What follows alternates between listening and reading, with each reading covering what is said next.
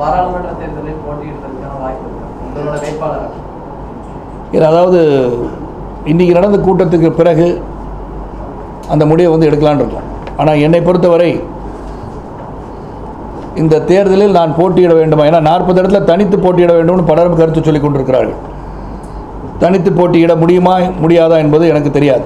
ஆனால் இந்த கூட்டத்தின் இறுதியில் மீண்டும் எங்கள் உயர்மட்ட குழுவும் ஆய்வுக்குழு கூட்டம் நடந்து முடிந்த பிறகு இந்த தேர்தலில் போட்டியிட வேண்டும் என்ற கருத்து வந்துவிட்டால் அது எப்படிப்பட்ட சூழல் வந்தாலும் அந்த தனித்து போட்டி என்று சொல்லி சொன்னால் எல்லா இடத்துலையும் வந்து நின்று எல்லாருக்கும் நான் பிரச்சாரம் பண்ண முடியாது.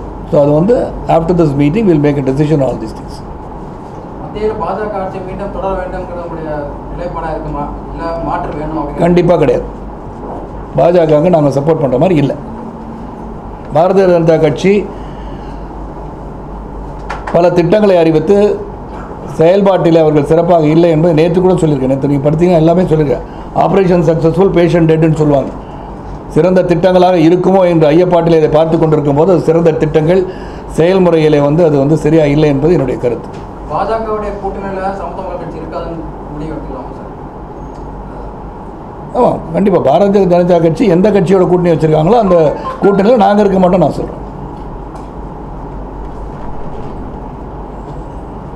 தேர்தலுக்கு முன்பு எல்லாரும் எதிர்த்தவர்கள்லாம் இப்போ மாறி அவர்களோடு சேர்றாங்க. அதை பற்றி அது வந்து மக்களுக்கு கொடுக்கின்ற வாக்குறுதிகளை மீறுகிறார்கள் என்றார். காங்கிரஸ் திமுக கூட்டணியை நீங்கள் எப்படி பார்க்குறீங்க? காங்கிரஸ் திமுக கூட்டணியாக பார்க்குறேன். தற்போது அரசியல் சூழ்நிலை எந்த கட்சியோட கூட்டணிக்கு நீங்கள் அணுகலாம் இல்லையா? எந்த அரசியல் கட்சிகள் மீது ஒரு நல்ல விமர்சனம் இருக்கு சார்? இப்போ சற்று முன் நீங்கள் இப்போ பேசும்போது எங்களுடைய மாணவர் அணி செயலாளர், மாநில செயலாளர் பேசிகிட்டு இருந்தார். அதாவது எங்கள் மாணவர் அணி செயலாளர் வந்து ஒரு ஆர்கிடெக்ட் பை ப்ரொஃபஷன். அவர் பேசும்போது பல கருத்துக்களை பதிவு செய்திருக்கு. இதுதான் வந்து மக்களுடைய எண்ணமாக இருக்கும். ஏன்னா காசு பணம் இருந்தால் காசு கொடுத்தா ஓட்டு போட்டுருவான்னு நினைக்கிற நிலை மாறும் என்ற நம்பிக்கை சமத்துவ மக்கள் கட்சிக்கு அதிகமாக இருக்கிறது. அப்படி இருக்கின்ற சூழலில் மக்களிடம் சென்று நாம் ஏன் போட்டி போட்டு மக்களுக்கு கொடுத்த வாக்குறுதியை ஏன் நம்மால் நிறைவேற்ற முடியாது என்ற எண்ணம் எங்களுக்கு வந்து மனதிலே ஓடிக்கொண்டிருக்கிறது. ஆனால் அது சாத்தியபூர்வமாக இருக்குமா இருக்காது என்பதை அலசி பார்ப்பது எங்கள் மாவட்ட செயலாளர்கள் அவள் கருத்துக்களை கேட்பது என்பது என்னுடைய முடிவு. அந்த கூட்டம் முடிந்த பிறகு எப்படி இருக்கணும்னு நம்ம பார்ப்போம். இப்போ ஒரு பக்கம் வந்து பாஜக எதிர்ப்பு எல்லாம் சரியில்லை, அந்த கூட்டணி இடம்பெற மாட்டேன் ஒரு கருத்தை முன்வைக்கிறீங்க. அதே போல திமுக கூட நீங்கள் இடம்பெற முடியாது சொல்லுது. நிலையில கமலஹாசன் 40 தொகுதியில் போட்டிடுறாரு. இது போன்ற முன்னணி அதாவது மாற்றத்தை ஏற்படுத்தக்கூடிய எல்லாம் போட்டியிடணும்னு விரும்புகிறாங்க. நீங்கள் தான் ஒன்றிணைந்து ஒரு போட்டியிடுவதற்கான சாத்தியக்கூறுகள் இருக்கலாம். ஆனால் இன்றைக்கி வந்து கமலஹாசன் 40 தொகுதியில் நிற்கிறேன்னு சொன்னால் இப்போ தான் கட்சி ஆரம்பிச்சிருக்காரு அவர். அப்போ 3வது அணி என்று உருவாக்க வேண்டும் என்று சொன்னால் அது வந்து சமத்துவ மக்கள் கட்சியின் தலைமையை ஏற்று அணி சேருவதற்கு வாய்ப்பு இருந்தால் 3வது அணி உருவாக்குறதுக்கு காரணம் இருக்கலாம். அது ஒன்று நடக்கலாம், நடப்பதற்கு வாய்ப்பு இருந்தால் நடக்கலாம், அது காலத்தின் கட்டாயமாக நடக்கலாம். இல்லாட்டி எல்லாரும் வந்து ஒரு மாபெரும் 3வது கூட்டணி உருவாக்கலாம் என்ற எண்ணம் உள்ளவர்கள் எல்லாம் ஒன்று சேருவதற்கு வாய்ப்பு இருந்தாலும் இருக்கலாம். ஆனால் எந்த ஒரு முடிவாக இருந்தாலும் இந்த மாவட்ட செயலாளர்களை அதிகமாக மதிக்கின்றவன் நான். எங்கள் மாநில நிர்வாகிகளும் மாவட்ட செயலாளர்களும் அவங்க வந்து ஃபீல்டில் இருக்காங்க. அந்த ஃபீல்ட் ஒர்க்கர்ஸ் அதிகமாக மக்களிடம் பழகி மக்களை இப்போ சந்திப்பவர்களாக இருப்பதால் அந்த மக்கள் மனதில் என்ன இருக்குன்னு கேட்கும். இப்போ நான் சொல்கிறது என்னுடைய கருத்து.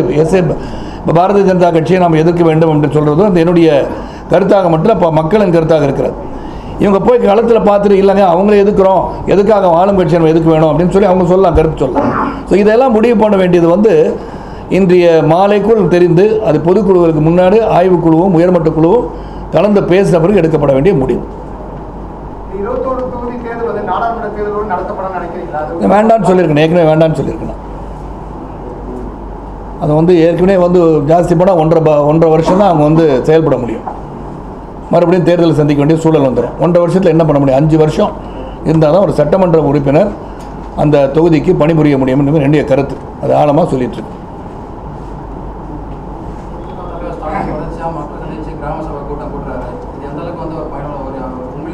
அவர் தான் கேட்கணும், இந்த திமுக தலைவர் தான் கேட்கணும். இந்த கிராம சபை கூட்டம் தொடர்ந்து வந்து திராவிட முன்னேற்ற கழகத்தின் கொள்கை அடிப்படையில் கொள்கையாக வைத்துக்கொண்டு தொடர்ந்து இதுதான் வந்து 50 ஆண்டு காலம் பண்ணிட்டு இருந்தாங்கன்னா அது பரவாயில்ல. புதுசாக அவனுக்கு கிராம சபை கூட்டம் என்று சொல்லி அங்கே போய் கேள்விகள் கேட்டுட்டு கொண்டிருக்கிறார்கள். அப்போ அது வந்து எப்படி இருக்கும்னு எனக்கு தெரியல. அது வந்து இப்போ மக்கள்கிட்ட போய் குறை கேட்கறது தேர்தலுக்காக அவர்கள் செய்கின்ற பணியாகத்தான் அதை நான் பார்க்கின்றேன். அம்மா மக்கள் முன்னேற்ற கழகம் தினகரன் அவர்களோடு இணைந்து பணியாற்றுவதற்கான வாய்ப்பு இருக்காது? அதான் மூன்றாவது அணி என்று சொல்லும்போது யாரெல்லாம் மூன்றாவது அணியை உருவாக்க முடியும் என்ற சிந்தனைக்கு நீங்கள் வந்து என்னை கேள்வி கேட்டுக்கொண்டிருக்கிறீர்கள். அந்த சிந்தனைக்கு என்னை நீங்கள் வந்து உந்துதல் செய்து கொண்டிருக்கிறீர்கள். அதை பற்றி நான் சிந்திக்கின்றேன். அதிமுக அரசு பாராட்டி தான் அவருடைய தீர்மானங்கள் அதிகபட்சமாக இருக்குது.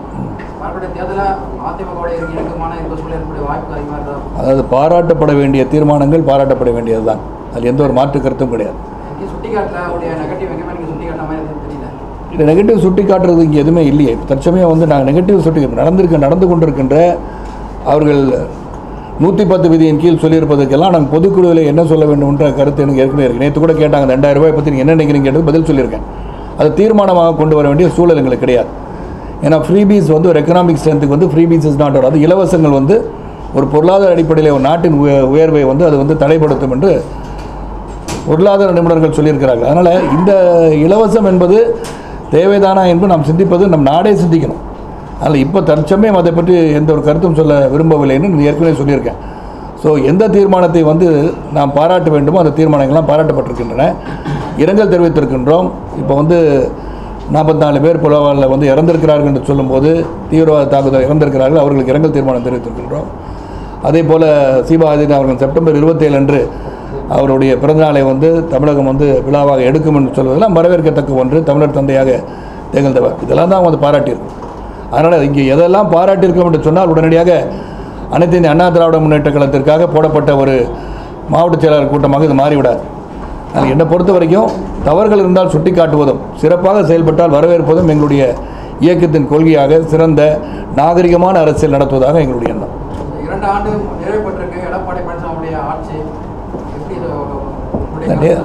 நேற்றைய தினமே சொன்னதுக்கு மறுபடியும் பதில் சொல்கிறேன். 2 ஆண்டு காலம் அவர் வந்து ஆட்சி நடத்துவது என்பது முதல்ல ஒரு வாரத்தில் ஒரு வாரம் தாங்கும், 2 வாரம் தாங்கும்னு சொன்னவர்களுக்கு இது ஒரு பிரமிப்பாக இருக்கலாம். ஆக ஒரு மாபெரும் இயக்கத்தின் தலைவி மரணமடைந்த பிறகு அந்த இயக்கத்தையும் அந்த பொதுமக்களுக்காக சேவை செய்வதையும் 2 ஆண்டு காலம் அவர் வந்து கடைபிடித்திருக்கிறார் என்று சொன்னால் நிச்சயமாக அவர் ஒரு திறமையானவர் என்று நேற்றே சொல்லியிருக்கேன்.